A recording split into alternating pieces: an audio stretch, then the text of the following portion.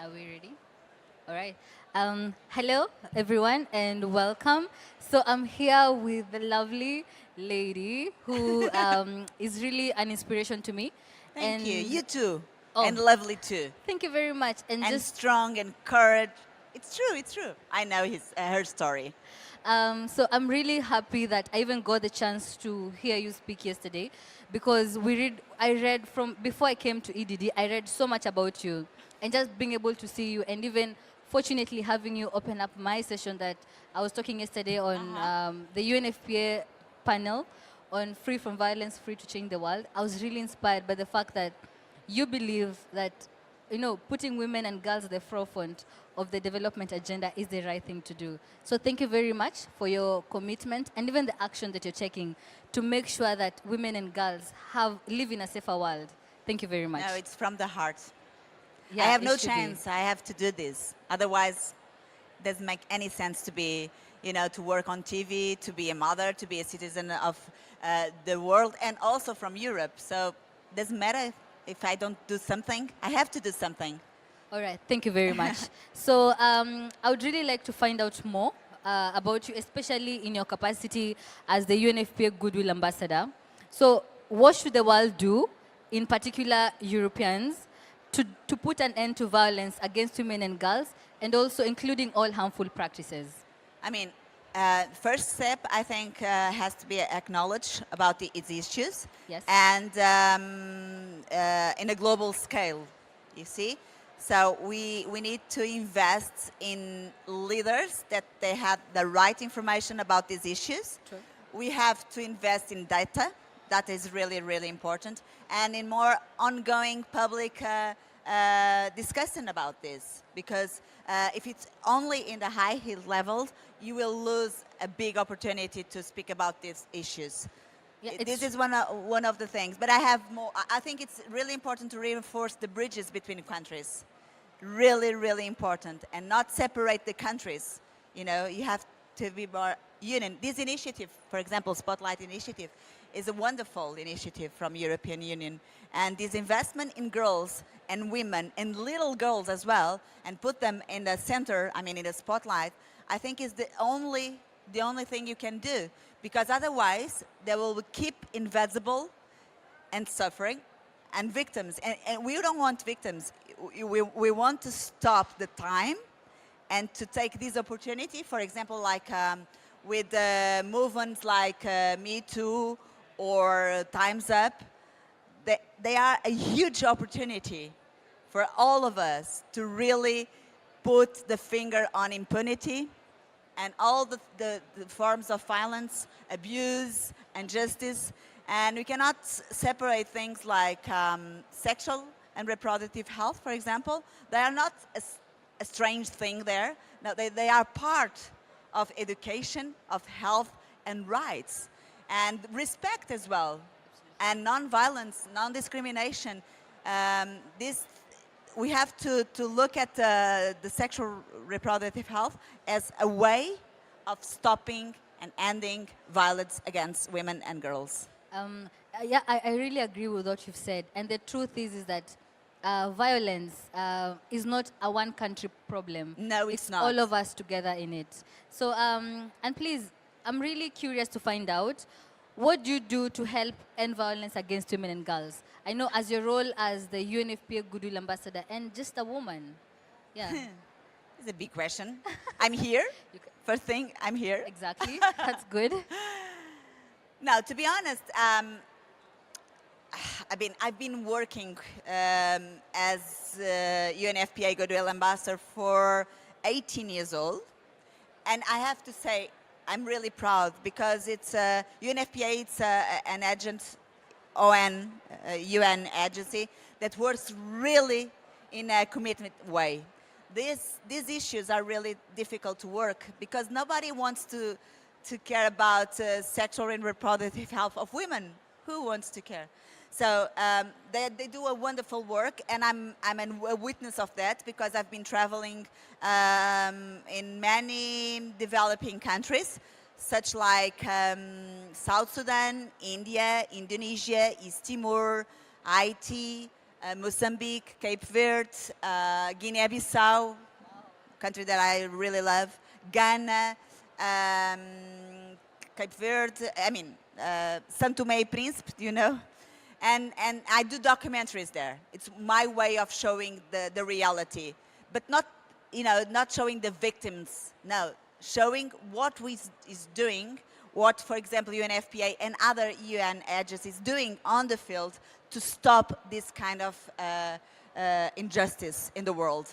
And I show that in a way to also inspire other donors and the civil society, and also the young leaders like you can be inspired and to do something, because I heard you saying yesterday, we are not lazy. We are not lazy. True. And we are not the future, we are the present. Yes, clapping for you. Round of applause for you.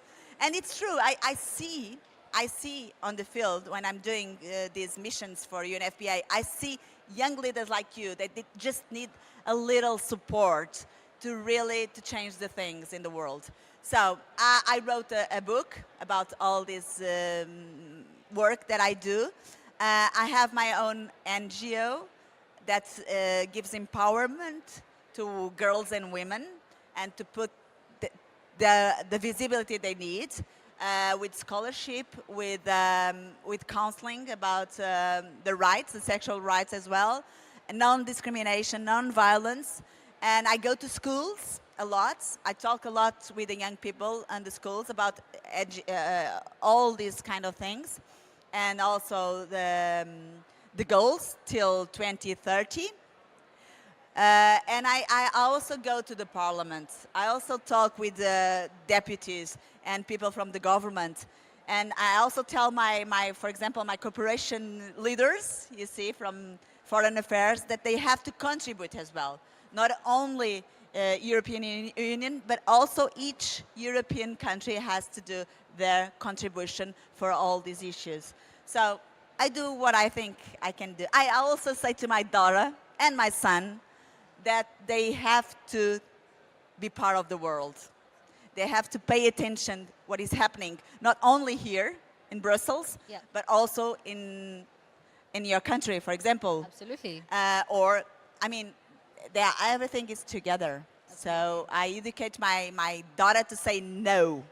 No to violence, no to abuse. And I always say to her, the impunity cannot be tolerated. I teach her this. Okay. Thank you very much. That's really incredible work for one person.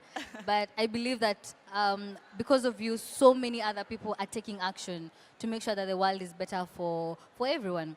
So you mentioned about being able to go out on missions with UNFPA, and you've been able to meet so many people, especially women and girls.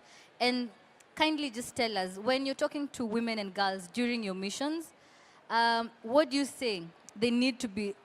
What do they need? What do they say they need to be empowered for them? You know, for them to stamp out violence against women. I mean, I saw a lot of things, and I met a lot of women and girls. Yeah.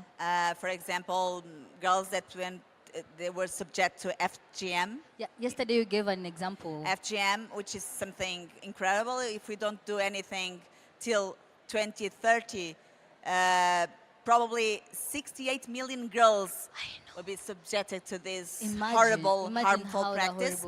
And we cannot say that is a culture. And you say more than this about, you say more about this than me, of course. And it's not a cultural thing. This is an excuse.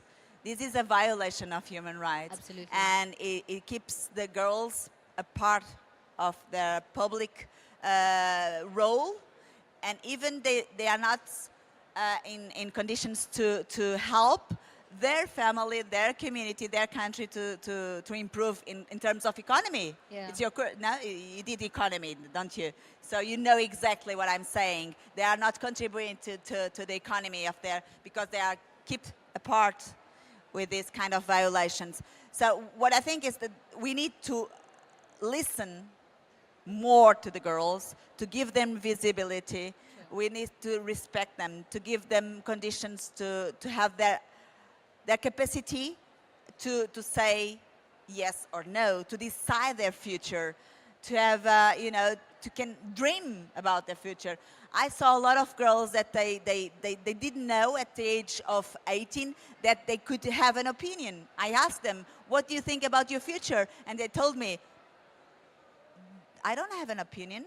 My parents or my brothers, they choose, but I never thought about myself as an opinion person.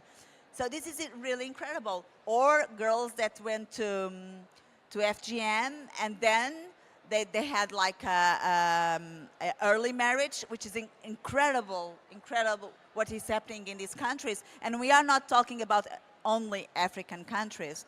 And they just had, for example, a pregnancy with a delay on the day that leads to a fistula. And the fistula is a horrible thing that puts the women and the girls alone in their houses, smelling badly. They don't want to care about the family. The families don't want, they just abandoned. And also, they took them, the children, and the lady or the girl or the women stay alone in their houses. And I interview them. But then I interview them after the surgery that some program that UNFPA did to recover the health of the women. Yeah. And it just, I mean, they just had another life. And this is possible. I mean, with a little money, it's possible to change the life of women. I saw a lot of things. I don't know if I could continue, No, but that's really I mean, perfect. the thing is, I know that they are not victims. I know they are strong women, that they need them, they need support. They need us to be there and not wasting time. We cannot wasting time. During the time we are here, there's a lot of women who are suffering that in this moment, and you know better than I. Okay. Yeah, it's true. If we don't do anything, we are going to have 68 million girls, unfortunately, undergoing FGM by 2030. And 2030 is very far. We can't wait until that time to end I it. think I think when we're talking about empowerment, for example, people get afraid, you know? The fear is really big, even in these developed countries. The fear of words like empower. I mean, when you think about a woman being empowered, you think that, oh my God, she's going to run the world. No, it's far from that, you see. And what is impossible, is important to empower the girls to really, they can handle their lives. Absolutely. Wow, yeah, that's really empowering. And I really hope that everyone who is here will take that message back and that, listen to the women, listen to the women and girls, provide opportunities for them and see all the women in the world making the world a better place. So just to go back to what you'd spoken about, sexual and reproductive health and rights for women and how that helps reducing violence against women and girls. How do you see that? I mean, reducing? they are fundamental. We True. cannot separate sexual and reproductive health, from education, from respect. We cannot, because they are all together. Absolutely. And if a woman has their sexual reproductive health care, she will choose their future in a better way, and the future of their family, their kids.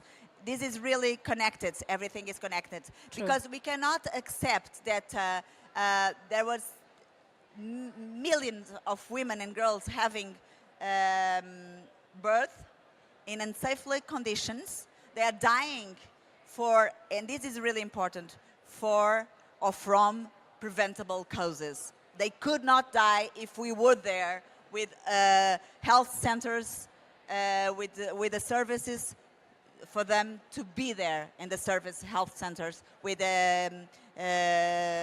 reproductive health services. Yeah. This is really, really important. And also, we could prevent child marriage. I mean, if all the information are in these centers, health and reproductive health centers, the girl will be more aware of all of things.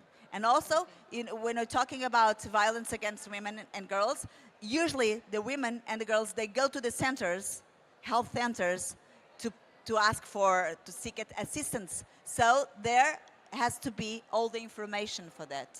Absolutely, and I agree with what you just said. If we provided facilities in health, Of course. if we provided services and equipped the health facilities, we'll be having fewer women or no women dying at all at childbirth. So, But we have to invest in the information, most importantly, education, because most if you have importantly. only the kits, Yes. the hygienic kits or the prevention kits or contraception kits, you know, only the condoms, you are not putting the problem in the center. You need education all the time, investing in education and sexual reproductive education as well. All right, so just to wrap up, what Yes. is the one thing you'd encourage everyone that as we leave here at the end of this week, what is the one thing they should go back and do in their communities to make the world a better place for women and girls by ending violence and providing a platform? I mean, I think we all have a role. We all have a role. The government, the leaders, the Goodwill ambassadors, the young leaders, all the people who work in these kind of agencies, international agencies, but everyone from the civil society, everyone has a role, and everyone can really help to contribute to a better world. So we cannot forget the sexual abuses, you cannot forget the sexual violence, the domestic violence that happens, the abuses and injustices that happen in developed countries, but also in developing countries. What I think it's better to think is we all can contribute for a better world and not separating. You know, you have to do more bridges between countries. Okay. Indeed, we can all contribute We to a cannot better say world. they are there. No, it's all about us, Absolutely. not the others. We. All right. We. And that's one thing. She leads, we have a choice, isn't it? Absolutely. She leads. We all have a voice and also a choice. And So- choice. And a voice. And a voice as well. Yes. So thank you very much. And please continue doing the important work that you're doing. And also to all the other people, you know, we're calling out for more collaborations and more support. And this for is a all. very good Absolutely. initiative when you join, for example, UNFPA and UNICEF and all the UN agencies and also European Commission. So it's an example of working together. Absolutely. Thank you Okay, very much. Thank you. Thank you. Give me a hug.